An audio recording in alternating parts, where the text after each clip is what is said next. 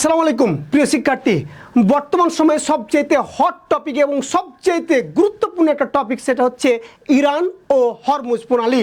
আর এই ইরান এবং হরমুজ প্রণালী থেকে বাংলাদেশের আগামীতে যতগুলো পরীক্ষা হবে সকল পরীক্ষায় একটি প্রশ্ন কমন পাবেন। তাই অবশ্যই ভিডিওটি আপনার টাইমলাইনে শেয়ার দিয়ে নেন যেন পরীক্ষার আগ মুহূর্তে আপনি দেখতে পারেন। আমরা চলে যাই আমাদের গুরুত্বপূর্ণ টপিক, সেটা হচ্ছে ইরান ও হরমুজ প্রণালী।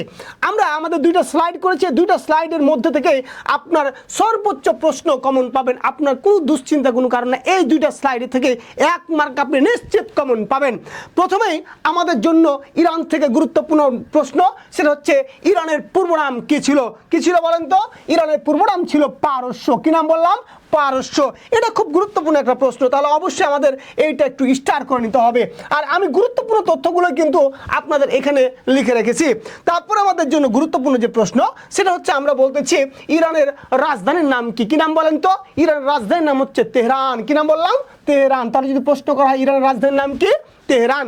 তারপরে বলতেছি ইরানের মুদ্রার নাম কি? ইরানের মুদ্রার নাম কি? রিয়াল। কি নাম বললাম? রিয়াল। আরেকটা প্রশ্ন আমরা একটু লিখে নিই আমাদের জানার জন্য, যে আমাদের প্রশ্ন করতে পারে অনেক সময় যে ইরানের ভাষার নাম কি? কি ভাষার নাম কি? ফার্সি। তাহলে যদি প্রশ্ন করা হয় ইরানের ভাষার নাম কি? কি বললাম বলেন তো? ইরানের ভাষার নাম হচ্ছে আমরা বলছি ফার্সি। কি নাম বললাম? ফার্সি। একটু মনে রাখতে হবে। তারপরে বলতেছি ইরানে ইসলামী বিপ্লব ঘটে কত সালে? এটা খুবই খুবই খুবই গুরুত্বপূর্ণ।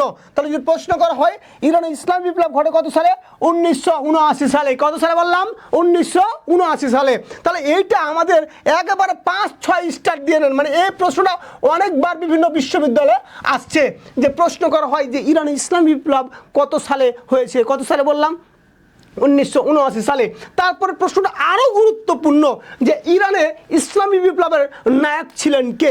ইরানের ইসলামী বিপ্লবের নায়ক ছিলেন আয়াতুল্লাহ রুহুল্লাহ খমেনি। তিনি ছিলেন ইরানের প্রথম নেতা। খুব গুরুত্বপূর্ণ প্রশ্ন, যে ইরানের যিনি সর্বোচ্চ নেতা হয় তার উপাধিটা দেওয়া হয় আয়াতুল্লাহ।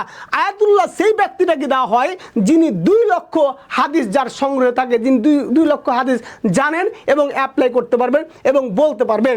তারপরে আমরা বলতেছি যে এই ইরানের ইসলামী বিপ্লবের নায়ক ছিলেন কে? তার নাম কি বলছি? আয়াতুল্লাহ রুহুল্লাহ খমেনি।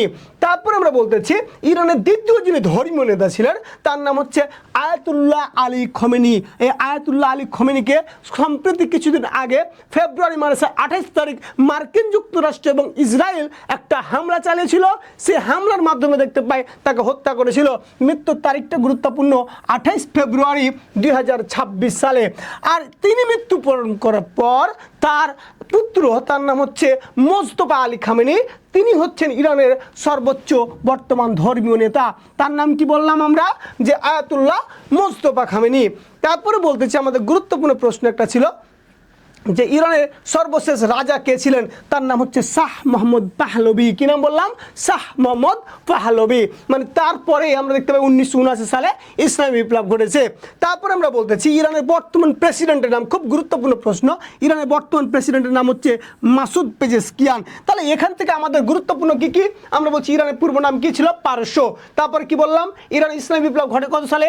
1979 সালে। তারপরে বলছি ইরানের ইসলামী বিপ্লবের নায়ক কে ছিলেন? Ayatollah Ruhullah খমেনি।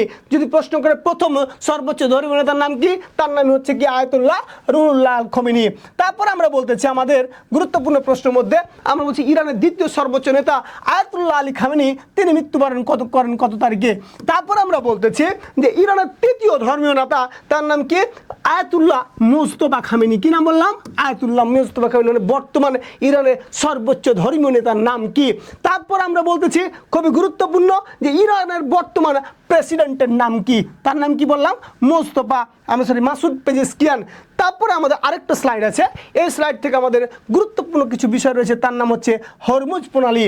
My dear student, আপনারা জানেন বর্তমান সময়ে এই হরমুজ প্রণালীর ব্যাপক কথা হচ্ছে, কারণ এই বর্তমান সময়ে হরমুজ প্রণালী অবরোধ করার কারণে আমরা দেখতে পাচ্ছি আমাদের বাংলাদেশ সহ সারা বিশ্বেই তেলের দাম বৃদ্ধি পেয়েছে এবং তেল সংকট হয়ে গেছে। এই যে এই প্রণালীটাকে বলছি আমরা হরমুজ প্রণালী, এই প্রণালীটাকে কিন্তু বলছি আমরা হরমুজ প্রণালী। এই হরমুজ প্রণালী কাকে কাকে আমরা বলতেছি? প্রথমত কি করেছে? যে সংযুক্ত করেছে।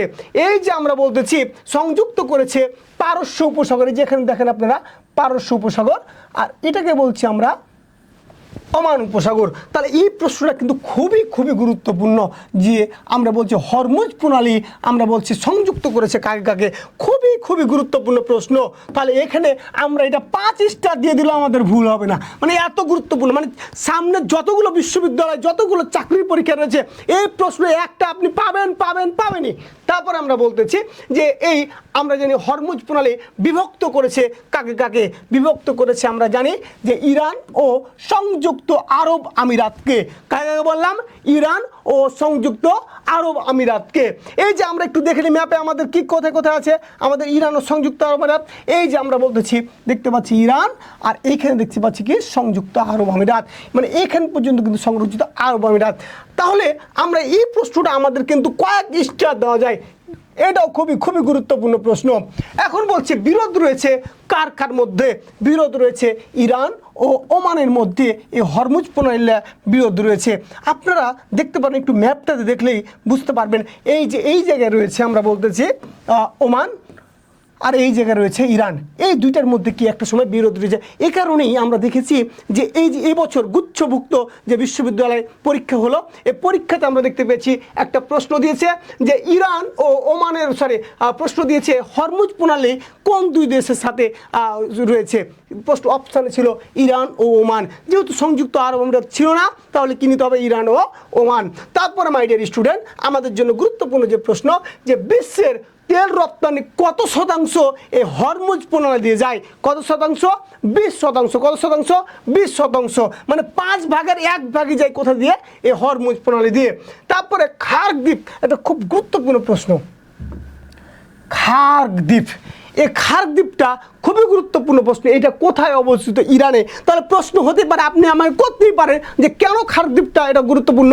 ইরানে যে খার্গ দ্বীপটা রয়েছে, এই দ্বীপে ইরানের যে মোট তেল উৎপাদন 90 ভাগই এই খার্গ দ্বীপে রয়েছে। আর এই কারণে আমরা বলতেছি যে খার্গ দ্বীপটা কোথায় অবস্থিত? কোন দেশে অবস্থিত বললাম? ইরানে। তারপর আমরা বলেছি যে ইরান থেকে আর কি কি প্রশ্ন হতে পারে। ইরান ও ইরাক একটা যুদ্ধ হয়েছিল, খুবই গুরুত্বপূর্ণ যুদ্ধ। সে যুদ্ধটা হয়েছিল 1980 সালে শুরু হয়েছিল এবং শেষ হয়েছিল 1988 সালে। তাহলে আপনাকে প্রথমে প্রশ্ন দিতেই পারে যে ইরাক এবং ইরান যুদ্ধ হয়েছে কত সালে? কত সাল থেকে কত সাল বলছি? 1980 থেকে 1988 সাল পর্যন্ত। খুবই গুরুত্বপূর্ণ কিন্তু প্রশ্নটা, একাধিকবার প্রশ্ন পড়ছে বিভিন্ন চাকরির পরীক্ষায়। তারপর আমরা বলতেছি যে ইরান ও ইরাক যুদ্ধের প্রধান কারণ কি ছিল?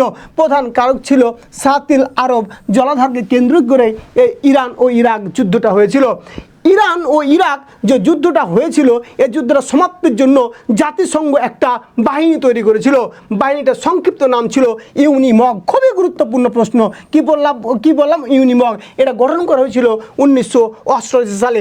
আপনারা এইটাকে 5-6 যা স্টার দিতে পারেন, কারণ এই প্রশ্নটা একাধিকবার চাকরির পরীক্ষা এবং বিশ্ববিদ্যালয়ের প্রশ্নটা এসেছে। তারপরে মাই ডিয়ার স্টুডেন্ট, ইরান আমরা বলতেছি যে ইরানের আমরা জানি সেনাবাহিনী দুই ধরনের রয়েছে। একটা ইরানের সেনাবাহিনী রয়েছে, আরেকটা সামরিক যা অভিজাত বাহিনী রয়েছে। এই অভিজাত বাহিনীর নাম হচ্ছে ইসলামী রেভলিউশন গার্ড কর্পস, যাকে বলছি আমরা IRGC। কি বললাম? IRGC। তারপর আমাদের ইরান থেকে আরেকটা প্রশ্নটা আপনারা লিখে নিতে হবে। এই প্রশ্নটা খুবই গুরুত্বপূর্ণ। প্রশ্নটা তাহলে কি? আমরা বলেছি যে নোবেল পুরস্কার আপনারা জানেন যে যেটা 1901 সাল থেকে চালু হয়েছে। এই নোবেল পুরস্কার থেকে একটা গুরুত্বপূর্ণ ইরান থেকে প্রশ্ন আসে যে সর্বপ্রথম মুসলিম বিশ্বের যে মহিলা আমরা দেখতে পাই শান্তিতে নোবেল পুরস্কার পেয়েছেন, তার নাম হচ্ছে শিরিন ইবাদি। কি নাম বললাম? শিরিন ইবাদি। এই শিরিন ইবাদি আমরা দেখতে পাই তিনি 2000 কত সালে বলেন তো? 2003 সালে। কত সালে? 2003 সালে সর্বপ্রথম শান্তিতে নোবেল পুরস্কার পেয়েছেন। এটা খুবই গুরুত্বপূর্ণ একটা প্রশ্ন। এটাকে আপনারা একটু কয়েকটা স্টার করে নেন যে প্রথম শান্তিতে কোন নারী কি পেয়েছেন বলেন তো? যে নোবেল পুরস্কার পেয়েছেন মুসলিম বিশ্বের, কিন্তু বিশ্বের কিন্তু না, কি বললাম? মুসলিম বিশ্বের। একটা তথ্য আপনাদের জন্য খুবই খুবই গুরুত্বপূর্ণ। আমরা তাহলে বুঝতেই পারতেছি আপনাদের জন্য শরীফুল জিকের পক্ষ থেকে আপনাদের শরীফুল ভাইয়া কত সুন্দর করে আপনাদের আলোচনা করে দিচ্ছে। আর এ কারণেই আপনারা এরকম আরও সুন্দর সুন্দর ভিডিও পেতে অবশ্যই আমাদের পেজে চোখ রাখতে হবে এবং আপনি অবশ্যই একটা রিয়াকশান দিবেন এবং আপনার টাইমলাইনে শেয়ার করে দিবেন। সবাই ভালো থাকবেন, সুস্থ থাকবেন। ইনশাআল্লাহ দেখা হবে পরবর্তী ক্লাসে। আসসালামু আলাইকুম।